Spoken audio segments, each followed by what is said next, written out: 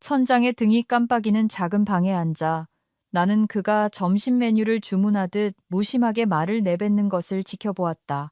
저희는 박 과장님을 놓아드리기로 했습니다. 지금 드리는 연봉의 절반만 받고도 과장님 일을 할 사람을 찾았거든요. 경제적인 논리죠. 이해하시죠? 최 대리는 잔인한 말을 던지고는 마치 그 미소가 모든 것을 괜찮게 만들어줄 것이라는 듯 웃어 보이는 버릇이 있었다. 그는 지금도 그러고 있었다. 야근을 부탁할 때, 뭔가 고쳐달라고 할 때, 제품이 왜 특정 방식으로 진열되어야 하는지 그달에만 세 번째로 설명해달라고 할 때 짓던 바로 그 미소였다. 내가 이 회사에 바친 세월이 9년이었다. 9년 전 내가 처음 입사했을 때 물류 창고는 그야말로 재앙이었다. 제품들은 공간이 있는 곳이라면 어디든 아무렇게나 던져져 있었다. 7월인데도 여름 상품이 겨울 재고 밑에 깔려 있었다. 주문이 계속 엉망이 되자 공급업체들은 거래를 끊겠다고 으름장을 놨다. 재고 관리직은 불가능해 보이는 자리였기에 아무도 맡으려 하지 않았다. 나는 일자리가 필요했기에 그 자리를 맡았다. 두 아이를 둔 싱글맘이었고 내 감정 따위는 신경 써주지 않는 청구서들이 쌓여 있었다. 처음 6개월간 나는 대부분 밤 12시까지 일했다. 우리가 취급하는 모든 제품, 그 제품이 어디서 오는지, 얼마나 빨리 팔리는지, 어떤 공급업체가 믿을만하고 어떤 업체는 계속 확인해야 하는지를 익혔다. 계절 상품은 시기에 맞춰 다른 구역으로 순환시켜야 한다는 것, 특정 구매자의 대량 주문은 특별 취급이 필요하다는 것, 어떤 제품들은 온도나 화학 반응 때문에 다른 제품 근처에 보관할 수 없다는 것을 알아냈다. 모든 것을 추적하는 스프레드시트를 만들었다. 화려하진 않았지만 기능적이었다. 각 창고의 구역을 색깔로 구분했다. 이치에 맞는 순환 시스템을 만들었다. 공급업체들이 우리를 다시 신뢰할 때까지 그들과 협상했다. 모든 것이 순조롭게 돌아가기까지 2년이 걸렸다. 그 후로는 그냥 알아서 굴러갔다. 제품은 원활하게 들어오고 나갔다. 숫자는 맞아떨어졌다. 공급업체들은 불평을 멈췄다. 이전 부장님은 박 과장이 일을 쉬워 보이게 만들었어 라고 말씀하시곤 했다. 그러다 2년 전 최 부장이 다른 지점에서 전근해 왔다. 본사는 그에게 우리 사업부를 맡겼다. 그는 명문대에서 경영학을 전공했고 회의 때마다 최적화나 효율화 같은 단어를 입에 달고 살았다. 그는 이 시스템이 어떻게 작동하는지 나에게 한 번도 물어보지 않았다. 세부 사항을 배우려 하지도 않았다. 그는 단지 윗사람들에게 보고할 때 자신을 돋보이게 할 보고서만을 원했다. 지난 분기 실적 좀 뽑아줘요. 카테고리별로 분류해서요. 제가 발표할 수 있게 요약본도 만들어주고요. 나는 매번 그가 시키는 대로 했다. 그게 내 일이었으니까. 하지만 최 부장은 마치 그 모든 일이 마법처럼 저절로 일어나는 것이라는 태도를 보였다. 내가 하는 일을 아무나 할 수 있는 것처럼 말이다. 그는 회의에서 사람들에게 이제 재고는 거의 자동으로 관리됩니다. 아주 간단한 시스템이죠 라고 말하곤 했다. 간단하지 않았다. 그건 9년의 지식이 녹아든 내가 그렇게 만들었기 때문에 간단해 보이는 절차였을 뿐이다. 내 이름은 박서연, 41세다. 나는 16살 때부터 일해왔다. 나는 일이란 어떤 모습이어야 하는지 안다. 출근해서 해야 할 일을 하고 문제를 해결하고 퇴근하는 것. 이 직업은 나에게 의미가 있었다. 창고나 재고 관리를 사랑해서가 아니라 내가 작동하는 무언가를 만들어냈기 때문이다. 공급업체들이 내 이름을 알았기 때문이다. 무언가 잘못되었을 때 내가 해결할 수 있었기 때문이다. 내 아이들이 밥을 먹고 살 곳이 있고 크리스마스 선물을 받을 수 있었기 때문이다. 최 부장은 그중 어느 것도 보지 못했다. 그는 자신이 줄일 수 있는 급여 항목만을 보았다. 후임자는 이미 채용했습니다. 그가 여전히 미소를 지으며 말했다. 월요일부터 출근합니다. 오늘 업무 마감 시간까지 짐 정리하고 업무 인수인계하세요. 인수인계요? 내가 물었다. 누구한테요? 월요일에 출근한다면서요. 오늘은 목요일인데요. 그 사람이 알아야 할 것들을 적어주세요. 오래 걸리진 않을 겁니다. 박 과장님은 항상 시스템이 간단하다고 말했잖아요. 나는 그런 말을 한 적이 없다. 그가 그렇게 말했을 뿐이다. 하지만 따져봐야 아무것도 달라지지 않을 터였다. 최 부장은 이미 결정을 내렸을 것이다. 아마 몇 주 전에 이 대화는 그저 형식적인 절차일 뿐이었다. 알겠습니다. 내가 말했다. 그의 미소가 잠시 흔들렸다. 아마 내가 애원하거나 울거나 혹은 한 번 더 기회를 달라고 할 줄 알았나 보다. 나는 그에게 그런 만족감을 주지 않았다. 나는 내 자리로 돌아갔다. 사무실이라기보다는 의자와 선반 몇 개가 있는 공간이었고 거기에는 공급업체 연락처, 계절별 일정, 제품 사양이 담긴 바인더들이 꽂혀 있었다. 9년치의 정보가 담겨 있었지만 오후 시간 안에 다 적어낼 수는 없는 것들이었다. 하지만 나는 노력했다. 공책을 꺼내 공급업체 이름과 전화번호, 3주 일찍 주문해야 하는 곳, 납기가 늦어져 여유 시간을 둬야 하는 곳, 특별한 보관 요건이 있는 제품, 까다로운 구매처, 순환 시스템을 다루는 방법, 계절 상품을 언제부터 이동시켜야 하는지, 내가 만든 보고서를 읽는 방법 등을 적기 시작했다. 내 페이지를 채웠을 때 나는 이 모든 것이 얼마나 무의미한지 깨달았다. 내 후임자는 맥락도 없이 실시간으로 시스템이 돌아가는 것을 보지 않고는 나처럼 실수를 통해 배우지 않고는 이 중 어느 것도 이해하지 못할 것이다. 최 부장이 한번 지나갔다. 어떻게 돼가요? 하고 있습니다. 그는 고개를 끄덕이고 떠났다. 아무도 말을 걸지 않았다. 몇몇이 나를 힐끗 쳐다봤다. 그들은 알고 있었다. 이런 곳에서는 소문이 빨리 퍼지지만 아무도 엮이고 싶어 하지 않았다. 모두에게는 갚아야 할 돈이 있었고 지켜야 할 직장이 있었다. 나는 그것을 이해했다. 오후 3시쯤 나는 쓸 수 있는 만큼의 내용을 다 썼다. 개인 물품을 상자에 담았다.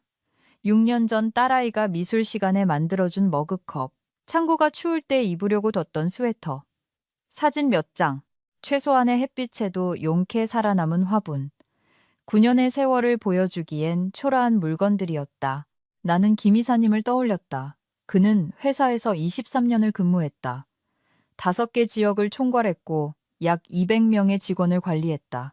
최 부장은 김 이사님께 보고하는 사람에게 보고했으니 사실상 두 사람은 만난 적이 없었다. 하지만 김 이사님과 나는 서로 아는 사이였다. 그 인연은 5년 전으로 거슬러 올라간다. 신입사원 하나가 물건을 훔치다 걸렸다.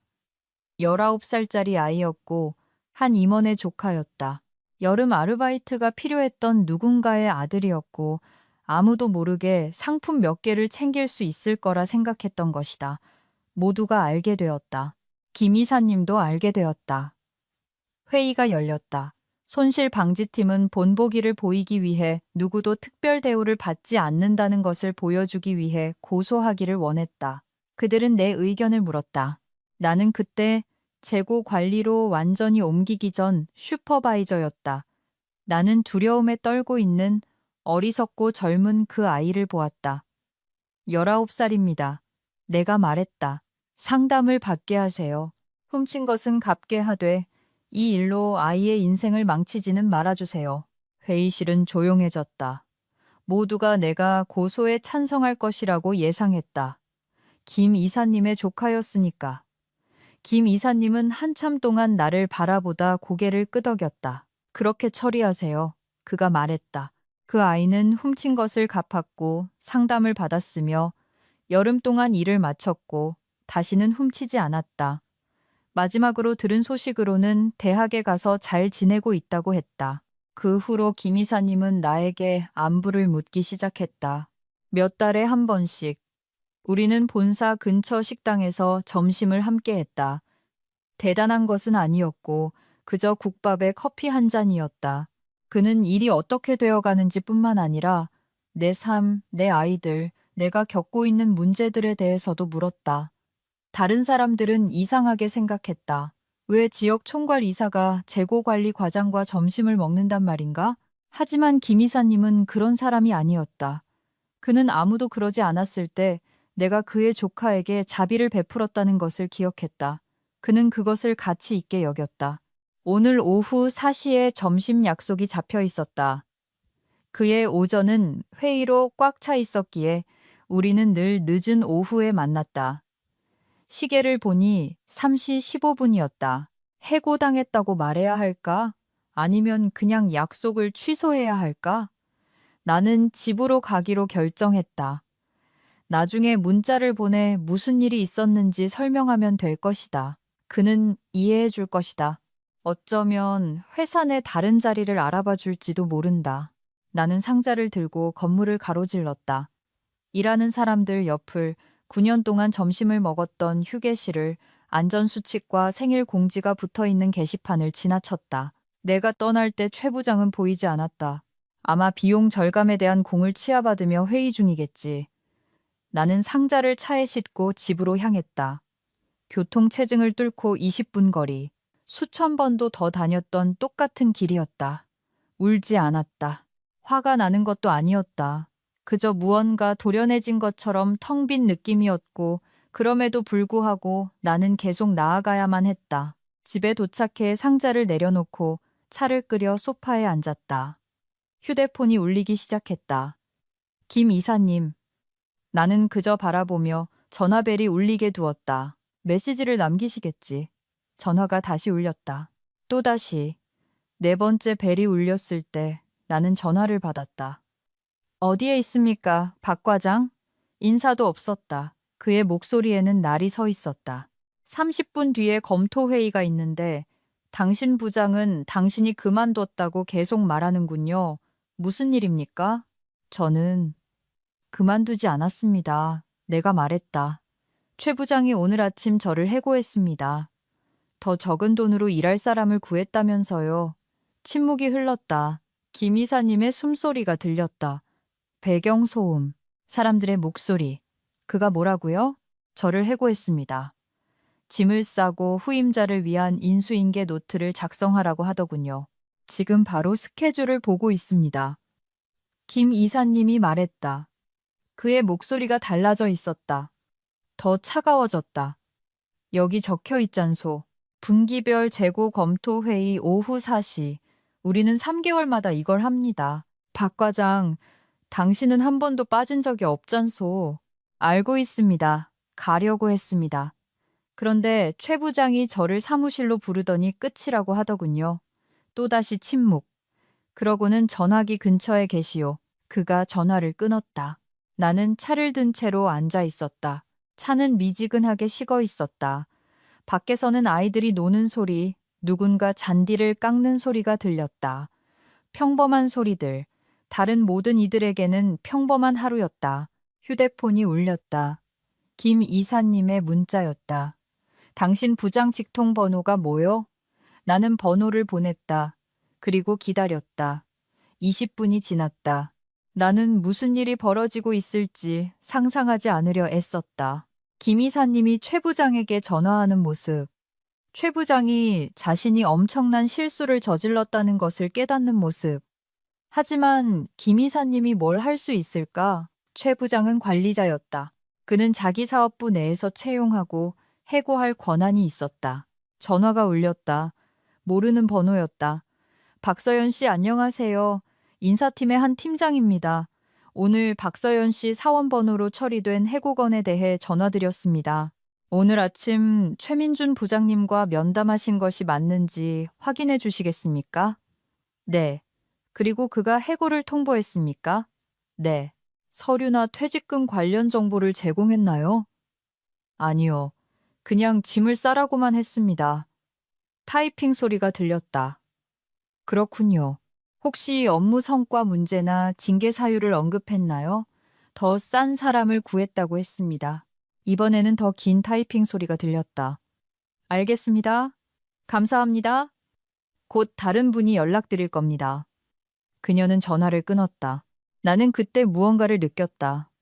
희망이라고 할 수는 없지만 무언가 다른 감정이었다. 1시간 후 최 부장에게서 전화가 왔다. 거의 받지 않을 뻔했지만 호기심이 이겼다. 박 과장님, 그의 목소리가 달라져 있었다. 긴장한 채 억지로 단어를 뱉어내는 듯한 목소리였다. 오해가 있었습니다. 즉시 복귀해 주셔야 합니다. 나는 아무 말도 하지 않았다. 인사팀과 소통에 문제가 있었습니다. 과장님 해고는 정식으로 승인된 것이 아니었습니다. 내일 아침 출근해 주셔야 합니다. 웬일이시죠? 더 나은 후보자는 어떻게 됐고요? 그건 무산됐습니다. 보십시오.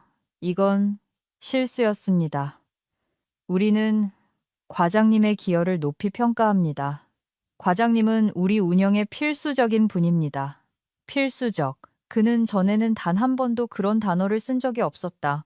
내가 중요하다는 것을 암시하는 어떤 단어도 사용한 적이 없었다. 이사님께서 검토회의에 쓸 재고 보고서를 원하십니다. 최 부장이 말을 이었다. 모든 데이터를 과장님이 갖고 계시지 않습니까? 다른 누구도 제 시간에 그걸 정리할 수 없습니다. 다른 누구도. 그걸 아는 사람을 방금 해고했으니까. 생각해 보겠습니다.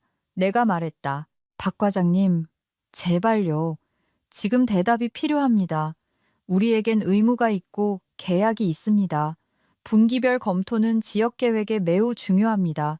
오늘 아침에는 그게 중요하지 않으셨나 보죠. 제가 판단을 잘못했습니다. 그럴 수도 있죠. 하지만 바로잡을 수 있습니다. 돌아오세요. 연봉 인상, 더 나은 복리 후생에 대해 논의하겠습니다. 이야기를 계속하기 전에 제 이야기를 들어주셔서 감사합니다. 지금 다른 어떤 것도 하실 수 있었을 텐데 저와 함께 해주고 계시네요. 댓글로 어디에서 이 이야기를 듣고 계신지 알려주세요. 이 이야기가 모든 곳의 사람들에게 닿고 있다는 것을 알고 싶습니다. 이제 다음에 무슨 일이 일어났는지 말씀드리겠습니다. 나는 그날도 그 다음 날도 돌아가지 않았다.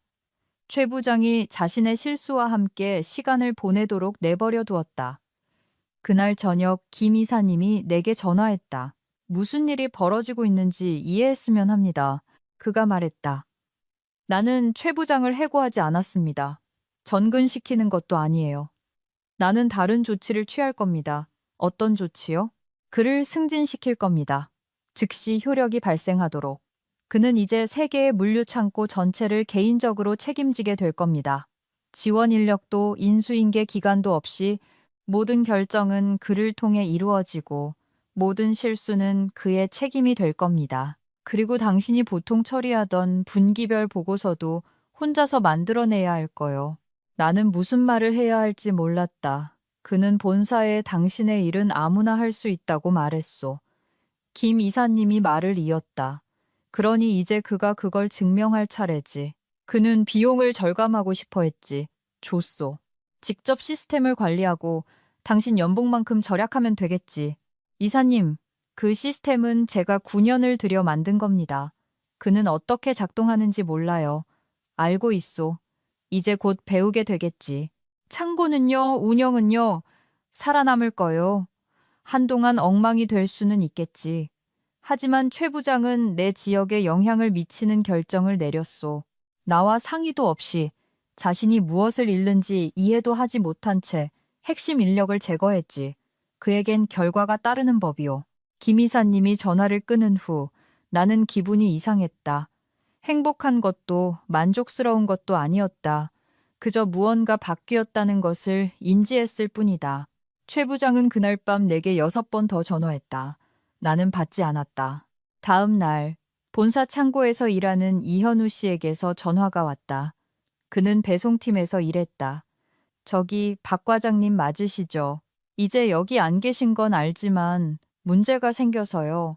오늘 출고해야 할 겨울 장비 선적이 있는데 아무도 어디에 보관되어 있는지 모릅니다. 부장님은 C구역을 다 뒤지고 계신데 거기는 여름 재고 구역이 확실하거든요. A구역에 있어요. 내가 말했다. 뒤쪽 코너 노란색 라벨 붙은 거요. 감사합니다. 2시간째 찾고 계셨어요. 이현우 씨는 전화를 끊었다. 20분 후 다른 창고에서 또 전화가 왔다. 공급업체 배송이 잘못 들어왔다고 했다. 주문하지 않은 제품들이었다. 누구에게 연락해서 해결해야 할지 아무도 몰랐다. 나는 그들에게 절차를 설명해 주었다. 그리고 또 다른 전화가 이어졌다. 최 부장의 목소리는 전화할 때마다 더욱 절박해졌다. 제발요. 모든 게 엉망입니다. 보고서에 있는 곳에 아무것도 없어요. 공급업체들은 누락된 주문에 대해 전화하고 있습니다. 당신이 말했던 후임자는 그만뒀습니다. 4시간 만에 나가버렸어요. 제가 설명한 것과 전혀 다른 일이라고 하더군요. 어떻게 설명했는데요? 데이터 입력, 간단한 재고 추적이라고요? 이렇게 복잡할 줄은 몰랐습니다. 당신이 일을 쉬워 보이게 만들었잖소. 또 그 단어, 쉽다는 말. 당신은 어떻게 작동하는지 물어본 적이 없잖아요. 내가 말했다. 그냥 작동하기만을 바랐죠. 지금 묻고 있습니다. 돌아와줘요. 원하는 금액을 말해요. 나는 생각해 보았다.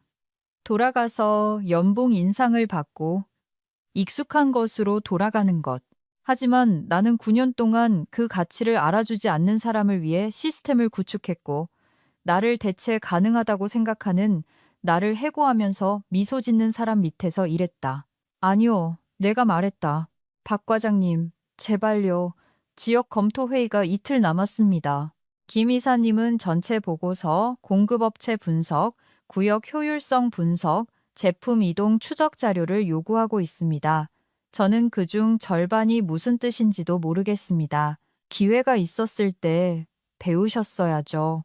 나는 전화를 끊었다. 그 후 일주일 동안 나는 멀리서 모든 것이 무너져 내리는 것을 지켜보았다. 아직 그곳에서 일하는 친구들이 문자로 소식을 전해주었다. 제품이 엉뚱한 곳으로 배송되고 계절 상품이 변질될 수 있는 구역에 방치되고 주문이 엉망이 되자 공급업체들이 계약을 파기하겠다고 위협했다. 최 부장은 문제를 해결하기 위해 하루 16시간씩 일하고 있었다. 그는 자정에 지친 목소리로 내게 전화해 도움을 구걸했다. 나는 가끔 전화를 받아 상황이 완전히 붕괴되는 것을 막을 정도의 작은 정보 조각들을 주었지만 그를 구원할 만큼은 아니었다. 김 이사님은 그 주에 한 번 전화했다. 괜찮소? 네, 이 상황이 이상적이지 않다는 건 압니다. 창고들이 힘들어하고 있지만 최 부장은 자신이 무엇을 버렸는지, 당신이 무엇을 만들었는지 이해해야 하오. 어떤 사람들은 결과를 통해서만 배우는 법이지. 그가 알아내지 못하면 어떻게 되죠? 그때는 다른 조치를 취하겠지. 하지만 그건 더 이상 당신의 문제가 아니오. 당신은 9년을 바쳤소. 우리에게 더 이상 빚진 것은 없소. 그가 옳았다. 나는 빚진 게 없었다. 나는 다른 회사, 다른 산업, 재고 관리가 중요하고 경험이 가치 있는 곳에 지원하기 시작했다. 최 부장이 나를 해고한 지 3주 후 나는 한 곳에서 합격 통보를 받았다. 더 작은 회사였고 제조업체였다. 그들은 유통 시스템을 체계화할 사람이 필요했다. 이전보다 더 나은 급여, 유연한 근무 시간, 질문을 하고 실제로 답변을 듣는 사장님. 나는 그 제안을 수락했다. 최 부장은 내가 그 소식을 듣자 전화했다. 누군가 그에게 말해준 것이 틀림없었다. 정말 떠나는 겁니까? 그럼 나는 어떡하라고요? 9년 전 아무도 이 자리를 원하지 않았을 때 내가 그랬던 것처럼 알아서 해결하세요. 그건 다르죠. 당신은 배울 시간이 있었잖소. 내가 시간을 냈기 때문에 시간이 있었던 겁니다. 누구도 내게 지식을 떠먹여 주지 않았어요. 내가 쌓아 올린 거죠. 당신도 언제든 배울 수 있었어요. 당신이 그러지 않기로 선택했을 뿐이지. 그는 조용해졌다. 미안합니다. 당신이 무슨 일을 했는지 이해하지 못했어요. 그냥 목록을 관리하는 일인 줄 알았습니다. 알아요. 만약 돌아와 준다면 내가 더 잘하겠습니다. 배울게요. 제대로 지원하겠습니다. 최 부장님, 당신은 나를 해고했습니다. 내 얼굴을 보고 더 나은 사람을 찾았다고 말했죠. 그걸 없던 일로 할 수는 없어요. 당신이 나에게 이 회사에서 내 가치가 어느 정도였는지 정확히 보여준 것을 되돌릴 수는 없습니다.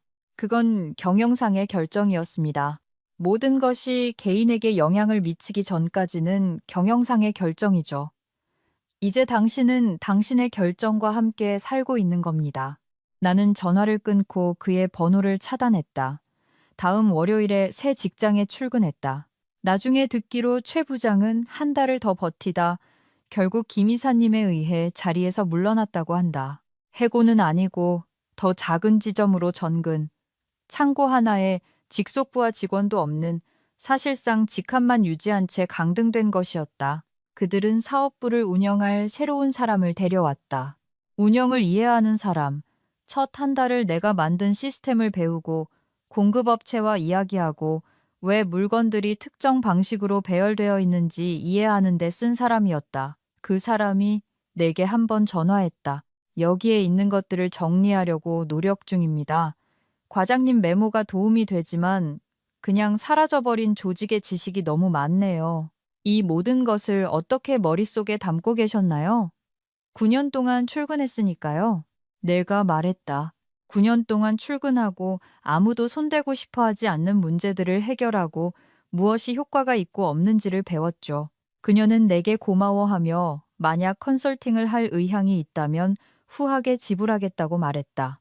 나는 생각해보겠다고 했지만 돌아가고 싶지는 않았다. 컨설턴트로도 그 장은 끝났다. 내 새 직장은 첫날부터 달랐다. 윤 대표라는 여성 오너가 직접 나를 시설 전체에 안내해 주었고 모든 구역을 보여주었으며 모든 사람에게 나를 소개해 주었고 내가 성공하기 위해 무엇이 필요한지 물었다. 시간이요. 내가 말했다. 귀사의 제품 공급업체 프로세스를 배울 시간이 필요합니다. 즉시 되지는 않을 겁니다.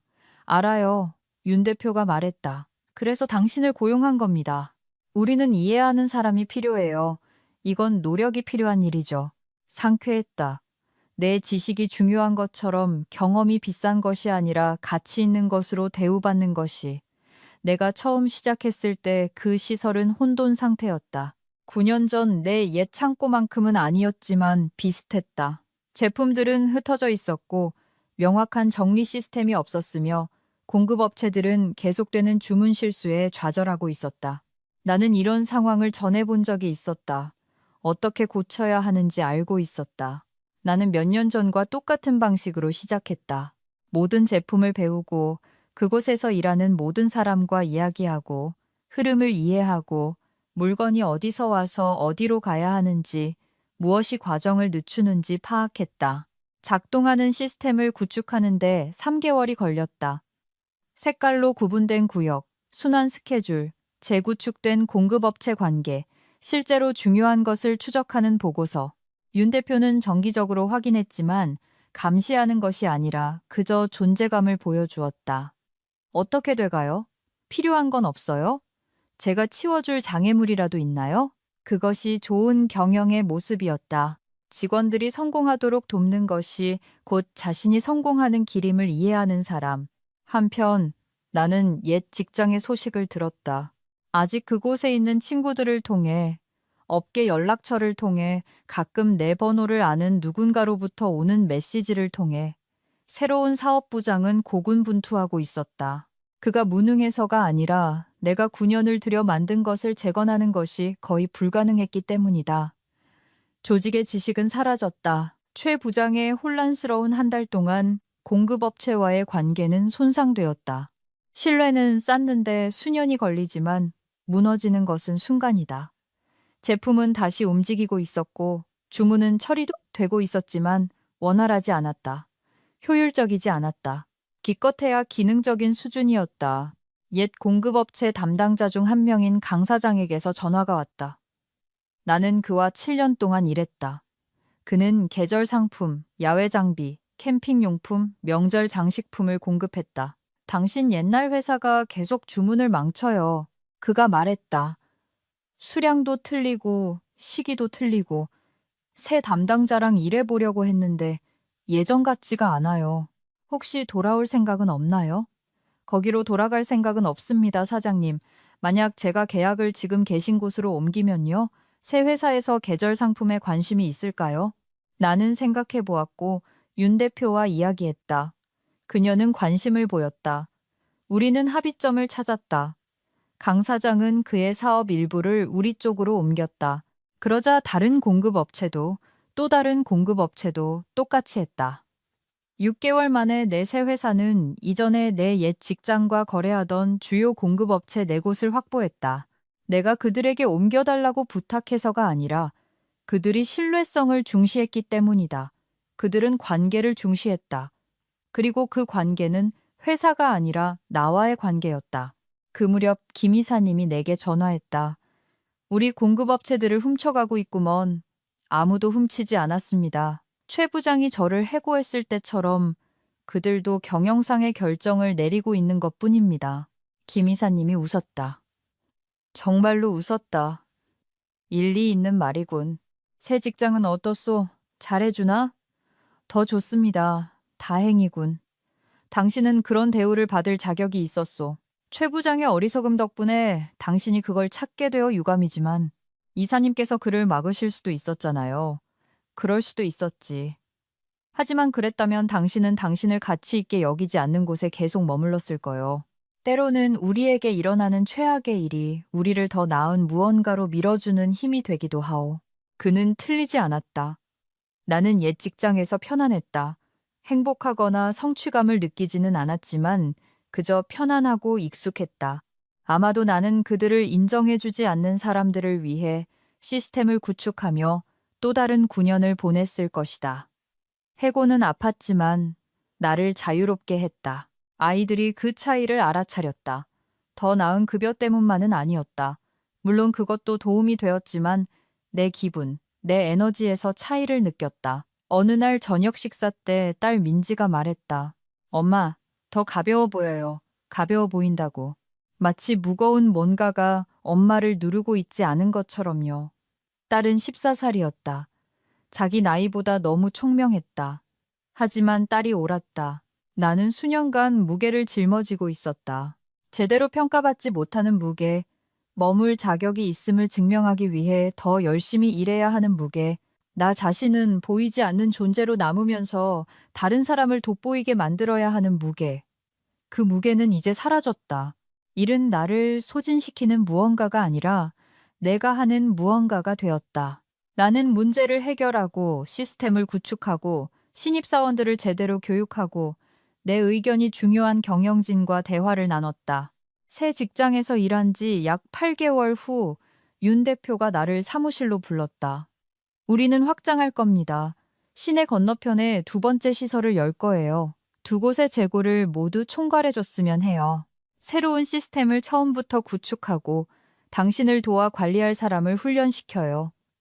그건 승진이었다. 더 많은 책임, 더 많은 돈, 더 많은 인정. 하겠습니다. 내가 말했다. 생각해볼 시간은 필요 없고요. 여기 들어온 순간부터 계속 생각해 왔습니다. 이게 바로 제가 하고 싶은 일입니다. 두 번째 시설의 시스템을 구축하는 것은 내가 완전히 설명할 수 없는 방식으로 만족스러웠다. 무에서 유를 창조하는 것 같았다.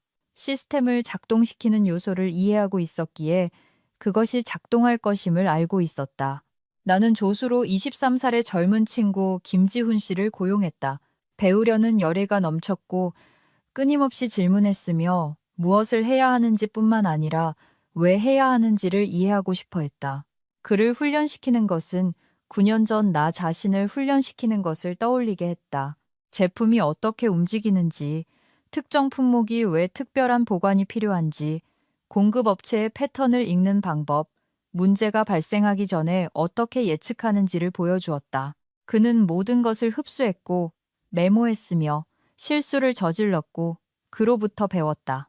6개월 만에 그는 일상적인 운영을 처리했고 나는 더 큰 그림의 계획에 집중할 수 있었다. 그것이 바로 후계자 양성이어야 하는 모습이다. 누군가를 해고하고 후임자가 알아서 하기를 바라는 것이 아니라 의도적으로 지식을 쌓고 그것을 전수하며 한 사람을 넘어서도 살아남는 시스템을 만드는 것. 내 옛 직장은 새로운 사업부장과의 첫 대화 이후 다시는 내게 연락하지 않았다. 소문에 의하면 그들은 안정되었다고 한다. 훌륭하지는 않고 예전 같지는 않지만 운영을 유지할 만큼은 기능적이라고. 최 부장은 내 레이더에서 완전히 사라졌다. 나는 그에 대해 묻지도 찾아보지도 신경 쓰지도 않았다. 어떤 사람들은 내가 승리감에 도취해야 한다고 무언가를 이긴 것처럼 느껴야 한다고 생각했다. 하지만 그것은 승리처럼 느껴지지 않았다. 그저 앞으로 나아가는 것처럼 나에게 도움이 되지 않는 것을 뒤로하고 도움이 되는 것을 찾은 것처럼 느껴졌다. 해고당한 지 약 1년이 지난 어느 날 오후, 나는 새 시설에서 선적물을 확인하고 있었는데 전화가 울렸다. 모르는 번호였다. 거의 받지 않을 뻔했지만 무언가 나를 이끌었다. 박서영 과장님, 저 동현입니다. 기억하실지 모르겠네요. 옛날 직장 비창고 입고팀에서 일했습니다. 기억나요, 동현 씨? 어떻게 지내요? 괜찮습니다.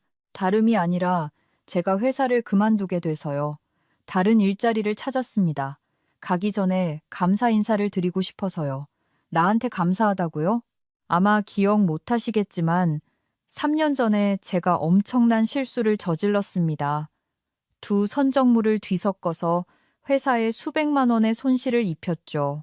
저는 해고될 거라고 생각했습니다. 과장님이 하역장으로 저를 찾아오셨죠. 저는 패닉 상태였고요. 과장님은 실수는 일어나는 법이니 같이 해결하자고 하셨습니다. 과장님은 퇴근 시간보다 4시간이나 더 남아서 제가 그걸 정리하는 걸 도와주셨어요. 제 잘못이라고 아무에게도 말하지 않으셨죠. 보고서에는 과장님이 책임을 지셨고요. 나는 어렴풋이 기억이 났다. 그때는 그게 옳은 일처럼 보였다. 박동현 씨는 성실한 직원이었다. 한 번의 실수가 그를 정의하지는 않았다.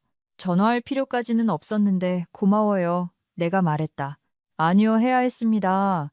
과장님이 해고당했을 때 저는 역겨웠습니다. 우리 모두 그랬어요. 과장님은 수년 동안 우리 중 많은 사람을 도와주셨고, 우리 문제를 해결해 주셨고, 우리 실수를 덮어주셨고, 일을 제대로 하는 방법을 가르쳐 주셨는데, 회사는 과장님을 아무것도 아닌 것처럼 그냥 버렸습니다. 동현 씨, 제가 마저 말할게요. 우리는 그걸 알아차렸다는 걸, 기억하고 있다는 걸 과장님이 아셨으면 했습니다. 그리고 그 이후로 떠난 사람이 저뿐만이 아닙니다. 많은 사람이 떠났어요. 왜냐하면 그들이 과장님에게 그렇게 할 수 있다면 누구에게나 그렇게 할 수 있다는 뜻이니까요. 과장님은 우리가 어떻게 대우받아야 하는지를 보여주셨습니다. 그리고 그들이 과장님을 그렇게 대했을 때 그건 우리의 눈을 뜨게 했습니다.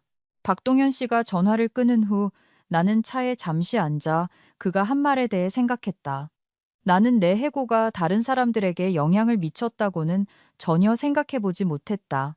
그것이 단지 내가 일자리를 잃는 것 이상의 메시지를 보냈다는 것을, 그것이 모든 다른 사람들에게, 그 회사에게 충성심이 얼마나 의미 있는지를 정확히 보여주었다는 것을 그 후 몇 달 동안 나는 비슷한 이야기를 들었다.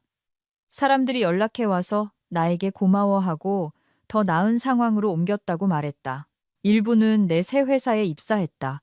다른 사람들은 완전히 다른 길을 찾았다. 이상했다. 해고는 끝처럼 실패처럼 느껴졌었다. 하지만 그것은 실제로는 나를 위한, 다른 사람들을 위한, 어차피 일어나야 했던 변화를 위한 촉매제였다. 윤 대표가 한번 언급했다. 알아요? 지난 1년 동안 당신 옛 회사에서 5명이나 채용했어요. 그들 모두 똑같은 말을 해요. 당신이 좋은 일이 어떤 모습인지 보여주었고 그것을 가치 있게 여기는 곳에서 일하고 싶었다고요. 나는 그 말에 무슨 말을 해야 할지 몰랐다. 당신은 그곳에서 재고 시스템 이상의 것을 만들었어요. 윤 대표가 말을 이었다. 당신은 기준을 세운 거예요. 사람들은 당신이 어떻게 일하는지, 그들을 어떻게 대하는지를 보았고, 회사가 그 기준을 충족시키지 못했을 때 그들은 떠났죠. 그게 리더십이에요, 서연 씨. 의도했든 안 했든 간에. 나는 나 자신을 그런 식으로 생각해 본 적이 없었다. 나는 그저 출근해서 일을 하고, 사람들이 도움이 필요할 때 돕고, 일을 제대로 하려고 노력하는 사람이었을 뿐이다. 하지만 어쩌면 그것이 리더십이었을지도 모른다. 직함이나 권위가 아니라 그저 일관성, 진실성, 사람들을 중요한 존재로 대하는 것.